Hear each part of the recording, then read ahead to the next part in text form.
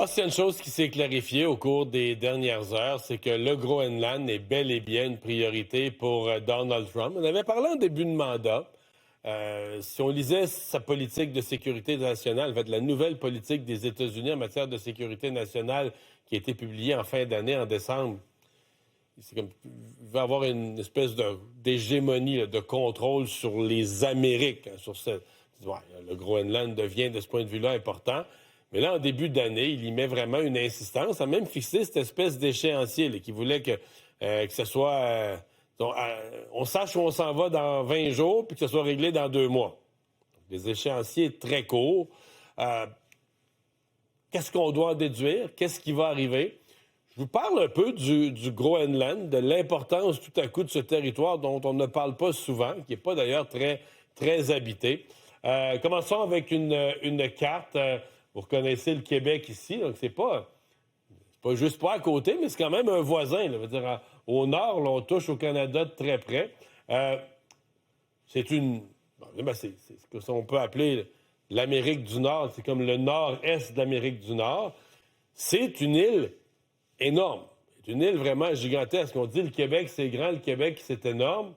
Le Groenland, c'est encore 25 plus grand que le Québec. Donc, c'est vraiment un territoire gigantesque, quoique très peu habité, quelques petites zones côtières seulement qui sont habitées, pour une population totale de 57 000 habitants.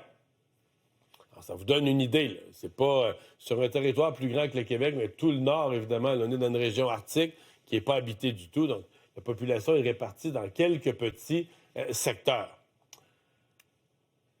Qu'est-ce que c'est que le Danemark politiquement parlant? D'abord, le Groenland, pardon, ça appartient au Danemark. Ce n'est pas un pays indépendant.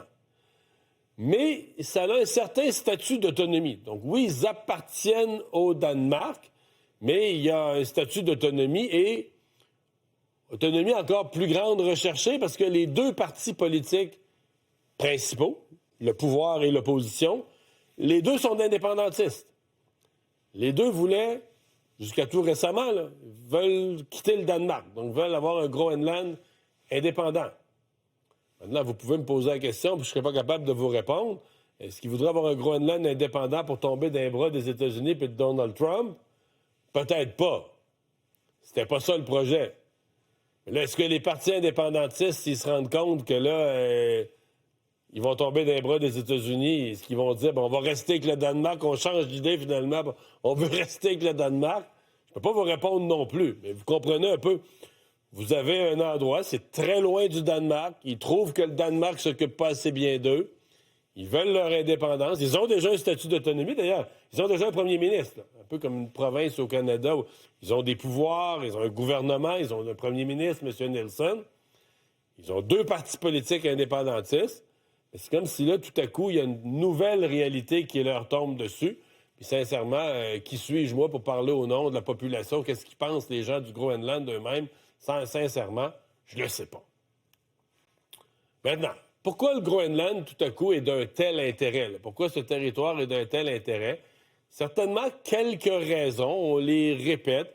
Il y a abondance de ressources minières, pour l'essentiel pas exploitées, mais on dit des terres rares, des métaux précieux, donc des ressources qui, à l'heure actuelle, sont très en demande, où les États-Unis veulent être moins dépendants, entre autres, de la Chine.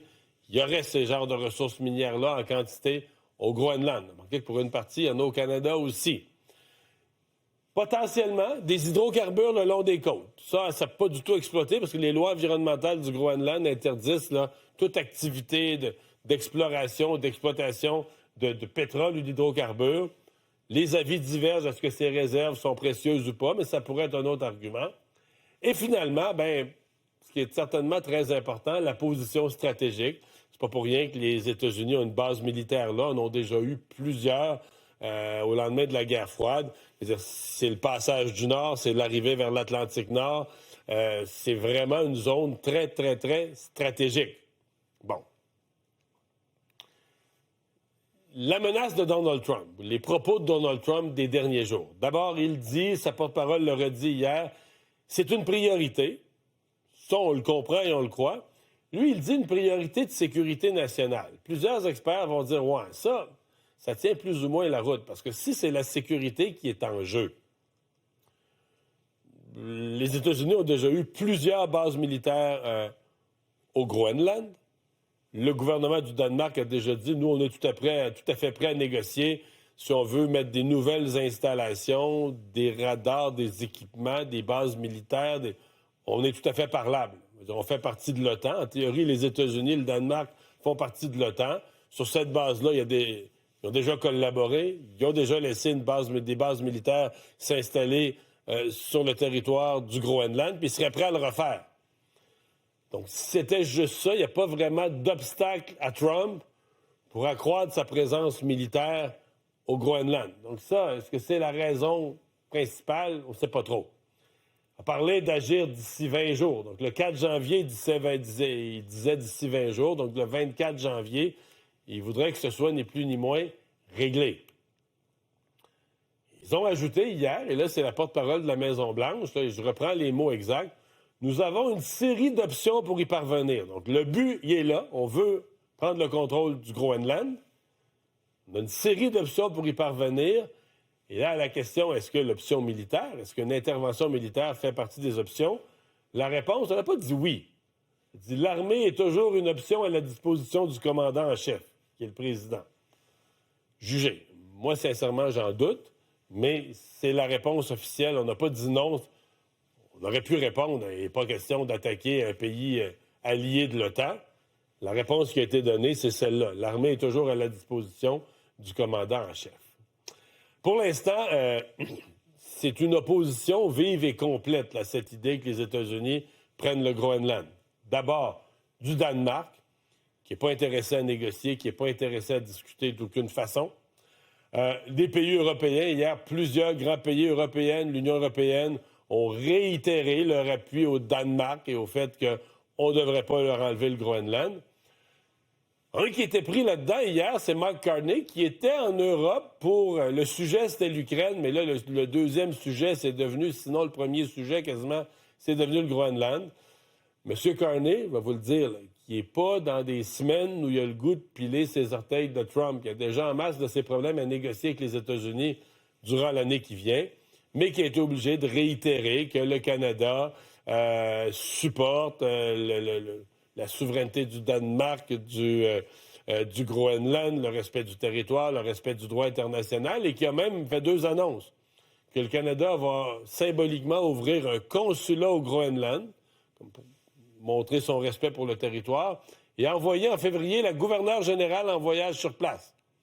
Alors, vous voyez, donc le Canada a pris position contre, poliment, sans nommer Donald Trump, mais contre ses volontés. Alors, quelles sont les options à partir de maintenant?